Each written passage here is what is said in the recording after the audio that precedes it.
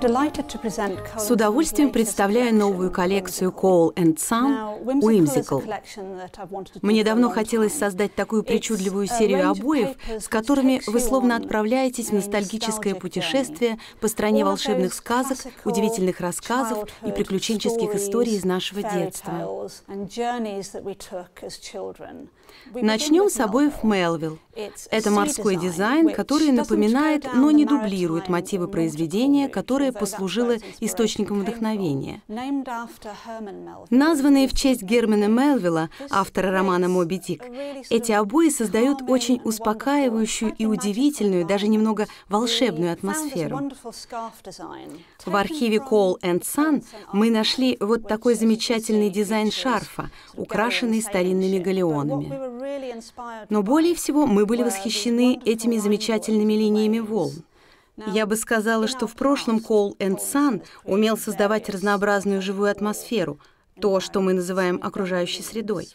Мы нарисовали волны, облака, небо, и получились действительно особенные обои. В серии Melville присутствуют очаровательные киты, которые плавают туда-сюда и ныряют в пенистом море. Все разработано в нашей студии с нуля на основе таких милых графических эскизов. Самым сложным было изобразить море в стиле изящной гравюры. Здесь вы видите финальную часть создания морской картины. В дополнение к серии Melville мы подготовили обои Колумб, для тех, кто, возможно, захочет обои без китов. Этот рисунок состоит из одних только морских волн. Прекрасный металлик с оттенками патины. Довольно бурная версия. Но есть и более спокойный вариант. Таким образом, эти две серии создают различные пространства и настроения. Далее вот такой потрясающий рисунок.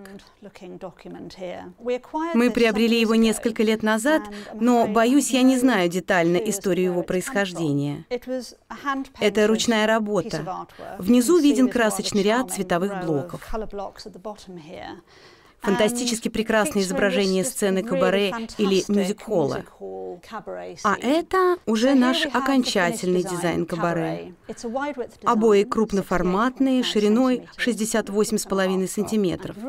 Стыковка со сдвигом наполовину раппорта. Действительно грандиозный дизайн.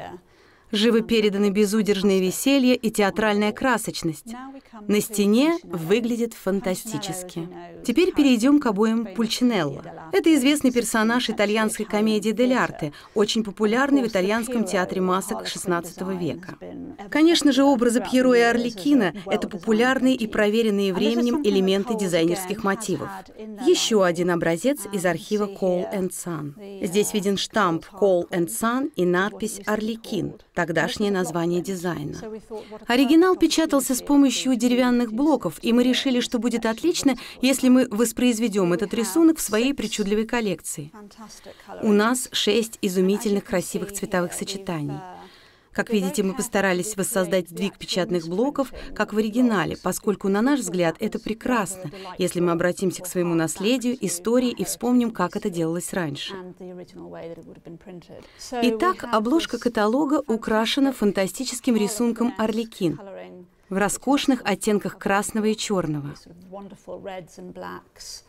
Затем меланхоличные тона черного и зеленого, сочетание очень популярное на данный момент. Далее идут более спокойные цвета, мягкая палитра для тех, кому предыдущие сочетания могут показаться избыточными. Следующие дизайны, о которых я расскажу, называются «Наутилус» и «Потайной сад». Занятно, что оба дизайна берут начало из одной оригинальной концепции. Нам понравилась идея лиственного орнамента в сочетании с неким образом укромного уютного места или, если хотите, тайного уголка для уединения. И мы развили этот дизайн в двух направлениях. Создали подводный мир, используя красоту плотной листвы, а потом, используя ту же самую листву, создали земной сад. Наутилус — это чудесный подводный мир, затененный, волшебный и загадочный. Удивительные рыбы-удильщики по каким-то своим делам плывут среди морских водорослей и подводных растений. Мы сделали эти обои в 4 цветовых гаммах: фантастический, насыщенный темно-синий, и глубокий зеленый в сочетании с замечательным ярко-оранжевым оттенком золотой рыбки. Более спокойные, симпатичные сочетания нейтральных и бледно-зеленых тонов. Для потайного сада в качестве основы мы использовали ту же самую листву, но создали довольно необычный сад. Мы попытались добавить что-нибудь неожиданное и соединили в рисунке эти раковины моллюсков с садовыми улитками. Получились свежие симпатичные обои двух цветов, довольно насыщенного зеленого и более мягкого зеленого оттенка. Таким образом, эти два дизайна с одной стороны очень схожи, а с другой стороны они предлагают совершенно разные образы. Теперь перейдем к классике Cole & Son, обоям Woods – деревья. Они присутствуют в наших коллекциях с 1950-х годов. Поскольку мы какое-то время не играли с цветом для этого дизайна, то решили, что сейчас подходящий момент, чтобы ввести 3 новые гаммы. Классическое сочетание голубого с белым, здесь голубой оттенка веджвудского фарфора, милый мятно-зеленый с золотом и старинный розовый с серебряно-золотым. В нашей библиотеке коллекций есть элегантный и жизнерадостный звездный дизайн, который не был столь широко представлен, как обои Woods. Этот дизайн присутствует в нашем архиве около 50 лет, и первоначально он печатался при помощи деревянных блоков. Звезды ассоциируются с волшебством, атмосферу которого мы и стремились создать, то, чего мы не делали в последние годы. Мы выпустили этот рисунок в нескольких вариантах, начиная с сочетания нежно-серого с белым, далее чудесный серый с насыщенно-золотым, классический кремовый с золотом, старинный розовый с серебром, затем прекрасный цвет вечерней лазури с золотыми звездами и, наконец, классический полночно-синий с золотом. Хотя мы не использовали печатные блоки, все же постарались передать характер эстампа, насколько это возможно. Поэтому придали звездам очаровательную неровность, чтобы создать такое же их восприятие, как и в далеком детстве.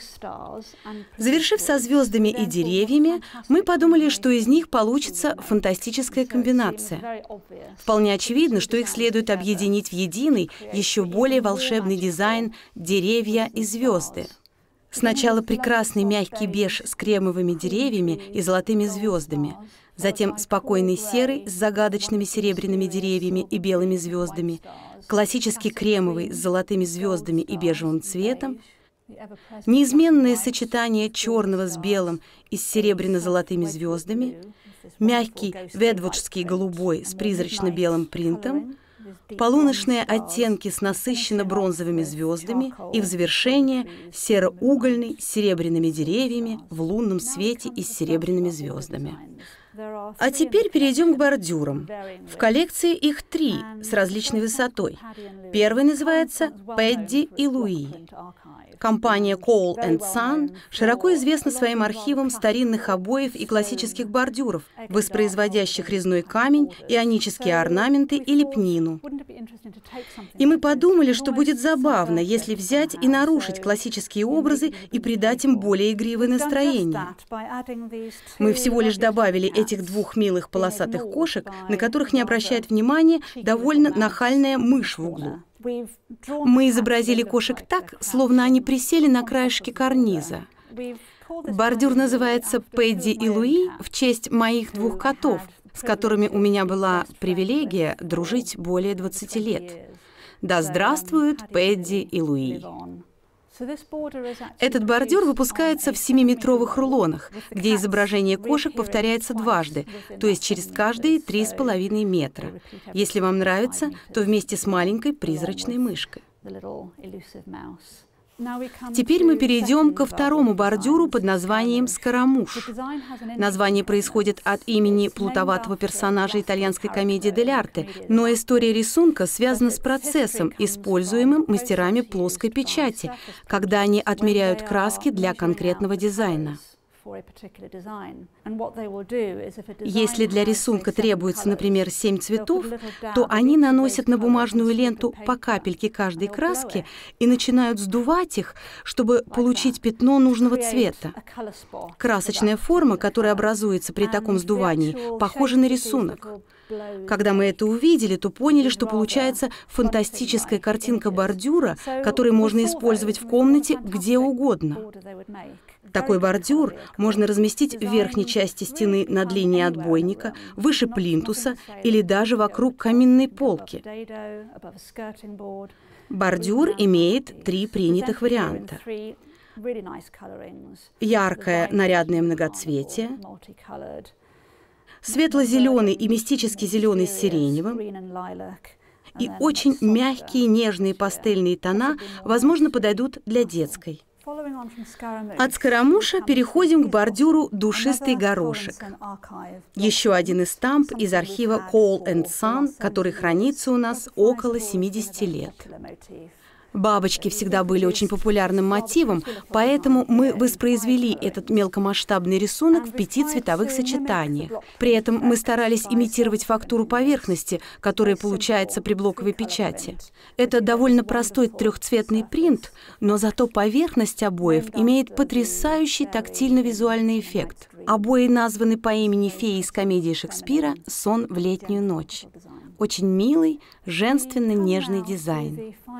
Теперь рассмотрим заключительный дизайн из серии бордюров, хотя, строго говоря, это не бордюр, а фриз. Он крупный, 68,5 сантиметров в высоту, практически это чудесные обои. Работая в студии над коллекцией, мы чувствовали, что морской и подводный мир представляет собой очень интересную тему. И вновь в этой атмосфере присутствует некое волшебство. Наш художник начал просто фантазировать, рисовать вымышленные подводные растения и кораллы, затем добавил очаровательных морских существ и ракообразных, и вот получился фриз «Архипелаг».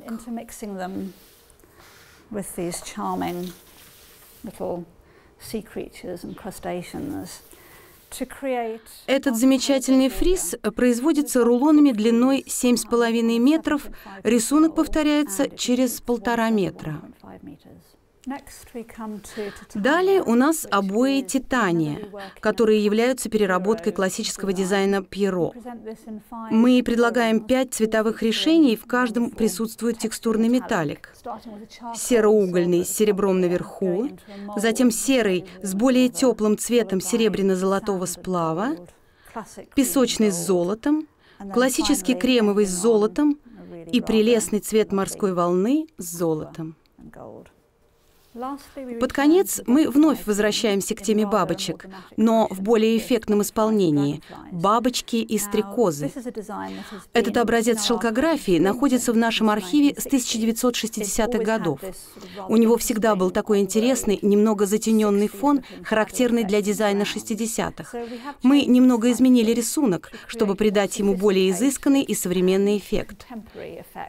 Начиная со старинного голубого с этим прекрасным старинным розовым, затем мягкий мелово-серый с оливковым и со старым золотом и розовым, очень классический серый с серебром, далее цвет утиного яйца и старинно-розовый на кремовом фоне, и в завершение меланхоличный и эффектный изумрудный на серо-угольном.